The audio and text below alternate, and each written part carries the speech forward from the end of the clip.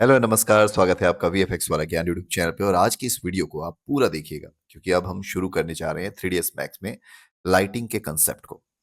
तो देखिए ये जो वीडियोस है जो मैं अपने चैनल पे लेकर के आता हूँ इसको मैं कोशिश करता हूँ कि बहुत ही डेप्थ में और आपको रियल एजुकेशन प्रोवाइड कर सकूँ 3ds मैक्स को लेकर के। तो आपका काम बस यही है कि आपको बिल्कुल ध्यान से चीज़ों को देखना है और एज़ इट इज़ जैसा मैं आपको बता रहा हूँ आपको वैसी प्रैक्टिस करनी है। तो देखिए सबसे पहले जब हम बात करते हैं लाइट की, तो लाइट का ऑप्शन आपको मिलता कहाँ-कहाँ पे इसको पहले समझ लें। अगर आप क्रिएट मेन्यू में जाते हैं, तो फिर आपको यहाँ पे लाइट का ऑप्शन मिलता है। ओके, तो ये तो हो गया पहला वो जगह जहाँ पे आपको लाइट का फीचर मिलेगा या लाइट का ऑप्शन मिलेगा। दूसरा जो ऑप्शन है आप सेम ऑप्शन लाइट का क्रिएट आपका ये जो कमांड पैनल है, इसमें क्रिएट पैनल और इसमें फिर आप देखेंगे लाइट का ऑप्शन मिलता है और इसमें इस तरीके से वो कैटेगरीज़ मिल जाते हैं। जिससे आप लाइट को एक्सेस कर सकते हैं। थर्ड जो ऑप्शन है वो है आप एक्स प्रेस करें अगर आप 2023 वर्जन यूज करें 3ds मैक्स का तो कीबोर्ड पे एक्स प्रेस करें और यहाँ पे आपको जो भी लाइट चाहिए उस लाइट को आप डायरेक्टली लिख दें और फिर आप देखें तो आप वो लाइट क्रिएट कर सकते हैं। तो इस तरीके से लाइट को एक्सेस करने के ऑप्शन यहाँ पे अवेलेबल है। चलिए तो यहाँ तक की चीजें आप समझ चुके हैं। अब आगे बढ़ते हैं। तो सबसे पहले लाइट का जब आप यूज़ करेंगे, तो आपको उससे पहले कुछ डिसीजन ले लेना है। जैसे कि आप जो आपका रेंडर है, वो कौन से रेंडरर का यूज़ करके निकालने वाले हैं। तो जब आप रेंडरिंग मेन्यू पे आते हैं और यहाँ से रेंडर सेटअप पे जाते हैं, तो यहाँ पे आपको मिल जाता है रेंडरर जहाँ पे आप देख सकते हैं, ये अलग-अलग लिस्ट दिया हुआ है। क्विकसिल्वर है, एआरटी रेंडरर है, स्कैनलाइन है, व्यू फाइल रेंडरर है, कोरोना है, वीरे 6 है और अर्नोल्ड है। फिलहाल देखा जाए तो 3ds मैक्स के साथ जो आपको पहले से अवेलेबल होता है यानी इल बिल्ट जो रेंडरर है वो है आपका क्विकसिल्वर, एआरटी, स्कैनलाइन और अर्नोल्ड और व्यू फाइल रेंडरर। ओके, तो आपको ये सारे रेंडरर सीखने की ज़रूरत नहीं है पर धीरे-धीरे करके आप इन सारे रेंडरर को एक्सप्लोर कर सकते हैं। अभी हम सबसे पहले जो रेंडरर पे काम करेंगे वो है स्कैनलाइन। तो आप स्कैनलाइन का सेटअप कर लें और इसको क्लोज़ कर दें। ओके, तो अभी मैंने आपको ये भी बता दिया कि हम लाइटिंग पे काम करने वाले हैं और लाइटिंग पे हम यूज़ करने वाले हैं स्कैनलाइन रेंडरर का। चलिए अब आगे बढ़ते हैं और सेट कर लेता हूँ मैं एक सिंपल सा सीन। तो इस सीन में मैं क्या करूँगा, मैं बना लूँगा एक प्लेन और उसके बाद इस प्लेन पे मैं बना देता हूँ एक टीपॉट। ओके, तो इतना सीन आप बहुत ईज़िली मैक्स पे आप क्रिएट कर सकते हैं जैसा मैंने क्रिएट किया। जी प्रेस करता हूँ ताकि ग्रिड चला जाए। अब हमें लाइट को एक्सप्लोर करना है। तो चलिए चलते हैं यहाँ पे क्रिएट मेन्यू पे, देन लाइट पे और यहाँ से मैं ले लेता हूँ ये लाइट के ऑप्शन को अलग करके इस जगह पे रख देता हूँ एक्चुअल में। अब आपको यहाँ पे समझना है स्टैंडर्ड लाइट को, जहाँ पे आप देखेंगे कि आपको target spotlight, free spotlight, target directional और फ्री डायरेक्शनल, ओमनी और स्काईलाइट जैसा ऑप्शन मिलता है। इसको समझने से पहले मैं आपको बता दूं कि लाइट के ना सोर्स होते हैं, जहाँ से लाइट एमिट होते हैं, लाइट निकलता है। तो लाइट को जनरेट करने के लिए आपको एक सोर्स की रिक्वायरमेंट होती है, जिसको हम लाइट एमिटर भी कहते हैं। अब ये जो लाइट का सोर्स है, ये नेचुरल सोर्स हो सकता है और एक हो सकता है आर्टिफिशियल। ओके, नेचुरल सोर्स कहने का मतलब वो है ऐसे लाइट्स जो प्राकृतिक है यानी नेचर ने हमें दिया हुआ है और आर्टिफिशियल लाइट सोर्स कहने का मतलब है जैसे कि आपके घर में जो बल्ब है, ट्यूब लाइट है, एलईडीज है, ये सब आपके आर्टिफिशियल लाइट सोर्स हैं। तो आपको ये डिसाइड करना होगा कि अभी जो भी सीन आप क्रिएट करने जा रहे हो उसमें आपको नेचुरल लाइट सोर्स दिखाना है या फिर आर्टिफिशियल लाइट सोर्स दिखाना है। आप वो सारे फीचर्स के अकॉर्डिंग यहाँ पे लाइट का सिलेक्शन करेंगे। तो चलिए अभी मैं इस ऑप्शन को अलग कर लेता हूँ और इसको क्लोज कर देता हूँ। अब इसमें से आपको इन सारे लाइट को समझना है। तो देखिए हर एक लाइट को जब आप क्रिएट करेंगे यहाँ पे, चाहे आप कोई सा भी लाइट इसमें से क्रिएट करें, आपको सिंपली सेलेक्ट करना है पहले तो वो लाइट। फिर मैं आ गया जैसे फ्रंट व्यू पे और मैंने यहाँ से एक स्पॉटलाइट का सोर्स बना लिया। अब इससे पहले कि हम इस लाइट सोर्स पे काम करें, मैं आपको हर एक लाइट का सोर्स दिखता कैसे है वो दिखा दूँ। तो अगर आप टारगेट स्पॉटलाइट लेते हैं, तो आप देख सकते हैं इसका आइकन कुछ इस तरीके से दिखता है। इसमें ये आप कोनिकल शेप में देख पा रहे हैं स्पॉटलाइट को और ये है उसका टारगेट पॉइंट। वहीं अगर फ्री स्पॉटलाइट की बात करें, तो इसमें आपके पास केवल लाइट का एमिटर रहने वाला है और इसमें जो टारगेट पॉइंट है वो आपको नहीं मिलेगा। देखिए यहाँ पे कोई टारगेट पॉइंट नहीं है, आपको केवल लाइट का सोर्स मिलेगा। ओके, सेम चीज आपके डायरेक्शनल लाइट के साथ भी होगा। तो अगर आप टारगेट डायरेक्शनल बनाते हैं तो देखने में ये कुछ ऐसा दिखता है और इसमें आपको लाइट का सोर्स और लाइट का टारगेट पॉइंट मिलता है। वहीं डायरेक्शनल सेम स्पॉटलाइट की तरह फ्री रहेगा। फिर आते ओमनी लाइट, तो ओमनी लाइट में आइकन कुछ ऐसा दिखाई देता है और इसमें कोई टारगेट पॉइंट नहीं होता, ये हमेशा फ्री ही होता है। वहीं अगर हम स्काईलाइट पे क्लिक करें और इसको क्रिएट करें तो इसका आइकन कुछ ऐसा दिखता है। तो अब आप लाइट्स कैसे दिखते हैं यहाँ पे ये आप समझ चुके हैं। अब आप देख के डिफाइन कर सकते हैं कि भैया ये स्पॉटलाइट है जिसमें टारगेट पॉइंट भी है, तो टारगेट स्पॉटलाइट है। ये भी स्पॉटलाइट है बट ये फ्री लाइट है। इसके अलावा ये डायरेक्शनल लाइट है और अगर इसमें ये पॉइंट नहीं होता तो फ्री डायरेक्शनल हो जाता। ये ओमनी लाइट है और ये है स्काईलाइट। ओके, तो अभी हमने ये हर एक लाइट के आइकन्स को समझ लिया। चलिए अभी मैंने यहाँ पे एक टारगेट स्पॉटलाइट तैयार कर दिया। ओके, तो आप देख सकते हैं लाइट का सोर्स यहाँ से आ रहा है और ये इसका जो टारगेट पॉइंट है उसको मैंने टी पॉट तक रखा हुआ है। अभी 3ds मैक्स हमें एक फीचर देता है कि आप लाइट का जो प्रीव्यू है उसको डायरेक्ट व्यू पोर्ट पे देख सकते हैं। तो इसको क्लोज करता हूं मैं और यहाँ पे आप देखेंगे स्टैंडर्ड के बदले यूज कर ले आप हाई क्वालिटी या फिर शॉर्टकट की यूज कर ले शिफ्ट F3। तो यहाँ पे आप देख सकते हैं इस लाइट का जो प्रीव्यू है वो आपको डायरेक्टली यहाँ पे दिखाई दे रहा है। ओके, और इस लाइट का प्रीव्यू कहने का मतलब है ये लाइट इस टीपॉट को किस तरीके से इल्यूमिनेट कर रहा है, किस तरीके से उसका शैडो बन रहा है और कितना एरिया ये लाइट कवर कर रहा है। ये सारी चीजें आपको यहाँ पे प्रीव्यू में दिख जा रहा है। अब बारी आती है लाइट को और अच्छे से समझने की, यानी मॉडिफायर पे जाने की। मॉडिफायर पे जाने के बाद आपको ये सारे अलग अलग रोल आउट्स मिलते हैं जिसको आप अपने अकॉर्डिंग अरेंज कर सकते हैं। जैसे मैं चाहता हूँ ये रोल आउट नीचे आ जाए, तो इसको मैंने इस तरीके से सेट कर लिया। तो इस तरीके से आप इसकी स्टैकिंग को चेंज कर सकते हैं। क्लियर है?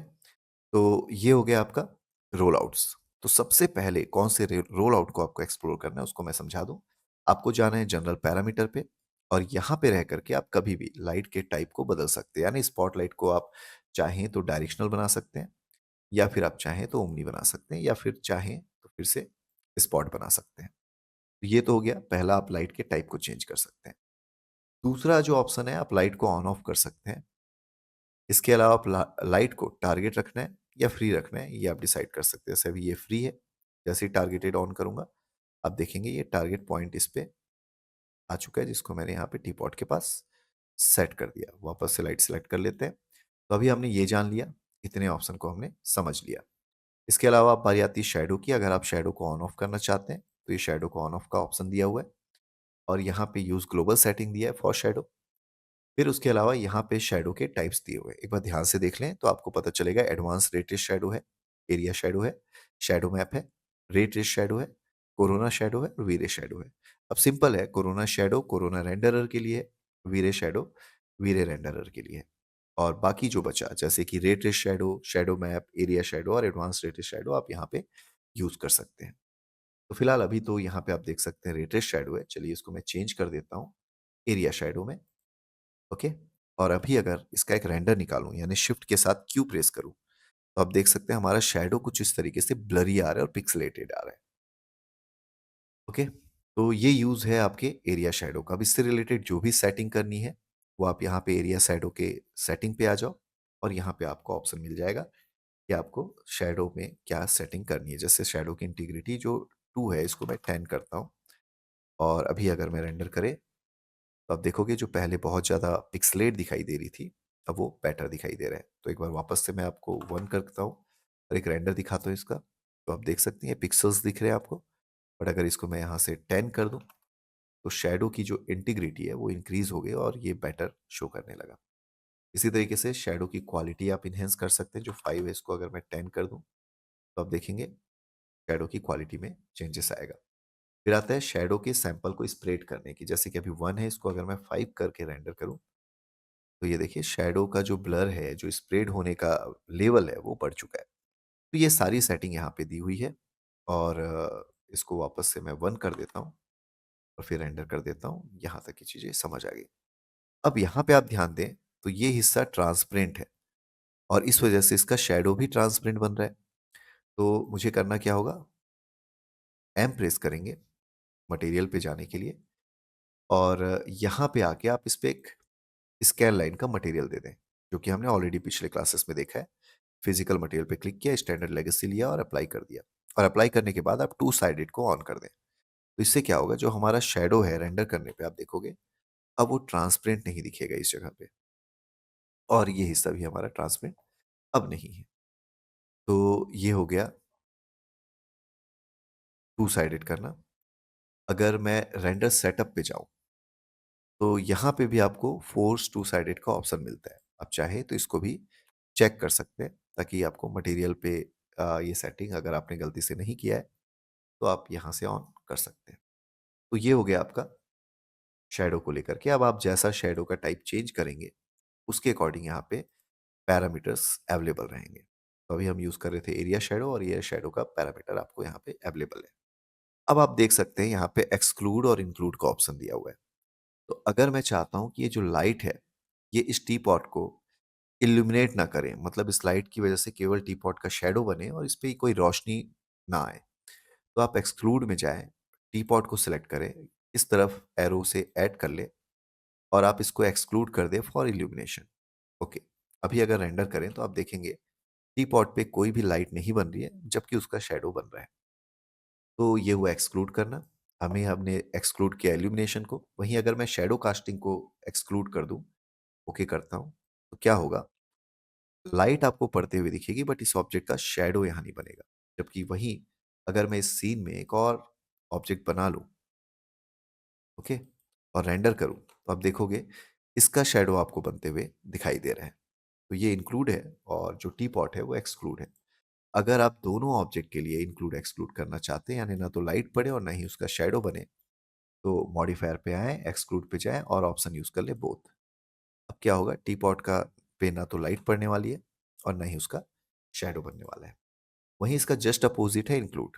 तो जैसे ही मैंने इंक्लूड किया, तो आप देखेंगे केवल टी पॉट आपको दिखाई दे रहा है, बाकी ऑब्जेक्ट आपको दिखाई नहीं दे रहे, यानी बाकी ऑब्जेक्ट अब एक्सक्लूड हो चुका है, उस पे लाइट ड्रॉप नहीं हो रही है और नहीं उसका शैडो बन रहा है। तो इस तरीके से ये इंक्लूड और एक्सक्लूड का ऑप्शन दिया हुआ है। फिलहाल मैंने इसमें किसी भी ऑब्जेक्ट को ना ही इंक्लूड किया ना एक्सक्लूड किया, आप ये मान के चल सकते हैं। तो एज इट इज जैसा था शुरुआत में, बिल्कुल वैसा ये हमने सेट कर दिया। चलिए, तो अभी के लिए मैं इस सिलेंडर को डिलीट करता हूँ और लाइट के आगे के फीचर पे बात करते हैं। तो लाइट को मैंने सेलेक्ट किया और अब आ जाते हैं यहाँ पे। आप देख सकते हैं स्पॉटलाइट का, सॉरी, इंटेंसिटी, कलर और एटीन्यूएशन का ये रोल आउट है। इसमें होता क्या है, लाइट के आपने सुने होंगे कि 10 वॉट का बल्ब या 50 वॉट का बल्ब या 100 वॉट का बल्ब होता है। इन तीनों बल्ब में अगर डिफरेंस देखा जाए, तो 10 वॉट का जो बल्ब है वो कम रोशनी देगी, 50 वॉट का जो बल्ब है वो ज़्यादा और 100 वॉट का बल्ब उससे भी ज़्यादा। बस उसी तरीके से मल्टीप्लायर की वैल्यू को जब आप इंक्रीज करते हैं, जैसे अभी 1 है, तो आप देख सकते हैं हमारा लाइट कितनी रोशनी दे रहा है। बट अगर मैं इसकी वैल्यू को 1 के बदले 5 कर दूँ और फिर एंटर करूँ, तो आप देखेंगे जो लाइट की इंटेंसिटी है वो बढ़ चुकी है। तो इस तरीके से मल्टीप्लायर काम करता है। अभी फ़िलहाल मैंने इसको 1 रख दिया। सेकंड, आप देख सकते हैं, आप लाइट के कलर को बदल सकते हैं, जो कि व्हाइट है अभी। आप चाहे तो उसको आप ऑरेंज कर सकते हैं, ग्रीन कर सकते हैं और जो भी लाइट का कलर देंगे, उस कलर का लाइट यहाँ पे अभी ड्रॉप हो रहा है। बाय डिफ़ॉल्ट वैसे लाइट का कलर होता है यहाँ पे व्हाइट, जिसकी वजह से आपका ऑब्जेक्ट जिस कलर का है, बिल्कुल एक्चुअल उसी कलर का ही दिखाई देगा। तो ये है मल्टीप्लायर का ऑप्शन। फिर बारी आती है कलर की, कलर भी हमने देख लिया। इसके अलावा यहाँ पे आप देख सकते हैं डीके का ऑप्शन है। डीके कहने का मतलब है लाइट यहाँ से जनरेट हो रही है, तो सोर्स के जितने नज़दीक है लाइट की रेज़, उतनी ज़्यादा रोशनी रहेगी और धीरे-धीरे, धीरे-धीरे वो रोशनी कम होने लगेगी। तो उसके लिए आपको डीके का यूज़ करना पड़ेगा। अब डीके में 2 ऑप्शन है, एक है इन्वर्स, इन्वर्स में आप देख सकते हैं, इस तरीके से लाइट थोड़ी कम हो चुकी है, डिम हो चुकी है और दूर जाते-जाते लाइट डिम हो जाती है और जितनी पास रहेगी, उतना ज़्यादा ब्राइट रहेगा और जितना दूर जाता जाएगा, आप देखेंगे कि लाइट उतनी डिम होने लगती है। ओके, तो ये मैं मूवमेंट करने के साथ-साथ रेंडर कर रहा हूँ और हमारा टी पॉट अभी फ़िलहाल इस लाइट के साथ कुछ ऐसा ही दिख रहा है। इसको एक बार रेंडर करते हैं। ये हमारा सीन इस तरीके से दिखाई दे रहा है। तो ये है इन्वर्स, बट अगर मैं इसको इन्वर्स स्क्वायर कर दूं तो आप देखेंगे लाइट और ज़्यादा डिम हो चुकी है। इसके अलावा यहाँ पे आप देख सकते हैं नियर एटीन्यूएशन और फार एटीन्यूएशन है। इसको आप यूज़ और शो करेंगे और इसमें आपको ये जो ऑप्शन दिख रहा है ये नियर का है और उसके अलावा ये जो ऑप्शन दिख रहे हैं ये फार के हैं। तो उसको जब आप सेट करेंगे तो समझ सकते हैं ये दो ऑप्शन आपके नियर के लिए और ये दो ऑप्शन फार के लिए। तो अभी आप देखें तो यहाँ पे अभी नियर को मैंने सेट कर दिया यहाँ से, तो लाइट एक्चुअल में यहाँ से जनरेट होना शुरू होगी और आगे बढ़ के यहाँ तक पहुँचेगी। बट अगर मैं फार एटीन्यूएशन को थोड़ा कम कर दूँ तो आप देखेंगे लाइट केवल यहाँ तक पहुँच रही है और उसके बाद वो आगे नहीं बढ़ रही है। तो अभी रेंडर करें, तो ये देखिए लाइट इस तरफ आगे नहीं बढ़ रही है क्योंकि हमने उसके फार एटीन्यूएशन पे काम किया है। तो ये है नियर एटीन्यूएशन और फार एटीन्यूएशन। अब आते हैं थोड़ी बचपन की यादों पे। आपने देखा होगा कि कभी आपकी छत में एक छोटा-सा होल है जिससे लाइट की रेज़ अंदर आ रही है और रूम के अंदर बिल्कुल अंधेरा है। तो आपको प्रॉपर लाइट की रेज़ दिखाई देगी जिसे हम गॉड रेज़ भी कहते हैं। तो उसको क्रिएट करने के लिए आपको क्या करना होगा? आपको जाना होगा यहाँ पे एटमॉस्फेयर एंड इफेक्ट में और यहाँ से ऐड इफेक्ट करना होगा। फिलहाल यहाँ पे 2 टाइप के इफेक्ट मिलते हैं, वॉल्यूम लाइट और लेंस इफेक्ट। आप ले लें वॉल्यूम लाइट, ओके कर दें। अभी अगर मैं रेंडर करूँ तो आप देखेंगे इस तरीके से लाइट की रेज़ भी आपको प्रॉपर फॉग के साथ दिखाई दे रही है जिसको हम वॉल्यूम लाइट कहते हैं। अगर इसमें ही मैं इस ऑब्जेक्ट को सेलेक्ट करूँ और थोड़ा इस तरीके से रख दूँ टी-पॉट को, तो आप देखेंगे इसका शैडो यहाँ बन रहा है और ये है। मैं चाहता हूँ लाइट की रेज़ ब्लॉक होते हुए भी दिखे, तो आपको करना क्या होगा, लाइट का जो शैडो टाइप है, जो एरिया शैडो है, इसको चेंज करना होगा। जैसे मैंने ले लिया शैडो मैप। अब अगर आप देखें तो ये प्रॉपर शैडो का भी रेज़ आपको दिखाई देगा। ओके? फिर आता है कि आपने वॉल्यूम लाइट इफ़ेक्ट तो दे दिया बट उसपे कुछ सेटिंग करनी है। तो वॉल्यूम लाइट सेलेक्ट करो, सेटअप पे जाओ और यहाँ पे आकर के आप फॉग के कलर को बदल सकते हैं। जैसे मैंने फॉग के कलर को यहाँ से थोड़ा ब्लूइश दे देता हूँ मैं। ओके? और अभी रेंडर करूँगा तो व्हाइट की जगह थोड़ा ब्लू कलर की लाइट आपको दिखाई देगी। इसी तरीके से जब इस सेटअप पे आप आते हैं तो आपको डेंसिटी का ऑप्शन मिलता है जो कि अभी 5 है। इसको अगर मैं 1 करके रेंडर करूँ तो आप देखेंगे जो फॉग की इंटेंसिटी या डेंसिटी है वो आपको कम दिखाई दे रही है। और वहीं अगर आप इस डेंसिटी को बढ़ा दें जैसे मैंने 10 कर दिया तो आपको परफेक्ट बहुत ज़्यादा सॉलिड वे पे आपको आपका लाइट का रेज़ दिखाई देगा। तो ये डेंसिटी का ऑप्शन है।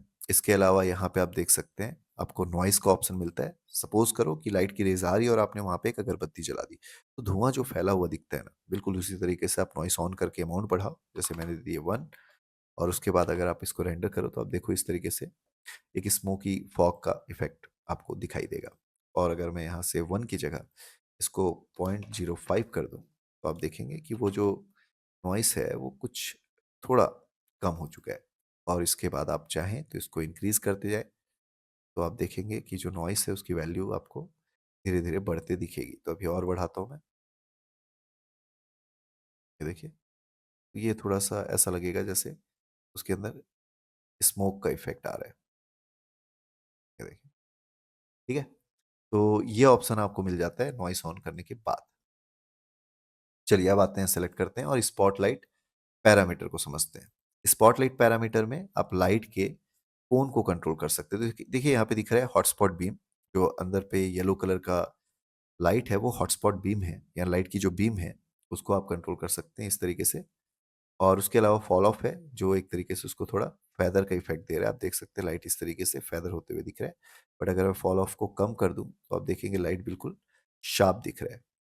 तो इस तरीके से आपके पास यहाँ पे लाइट का फॉल ऑफ और बीम का ऑप्शन है जिसको हम हॉटस्पॉट बीम कहते हैं। आप चाहें तो आपका जो शेप है, जो सर्कल है, उसको आप रेक्टेंगल भी कर सकते हैं। तो अभी रेक्टेंगुलर शेप में आपको आपका लाइट का रेस दिखाई देगा। तो कैसा लगेगा जैसे कि एक खिड़की से लाइट अंदर आ रही है, ऊपर एक स्क्वायर या रेक्टेंगुलर शेप है उससे लाइट की रेस अंदर आ रही है।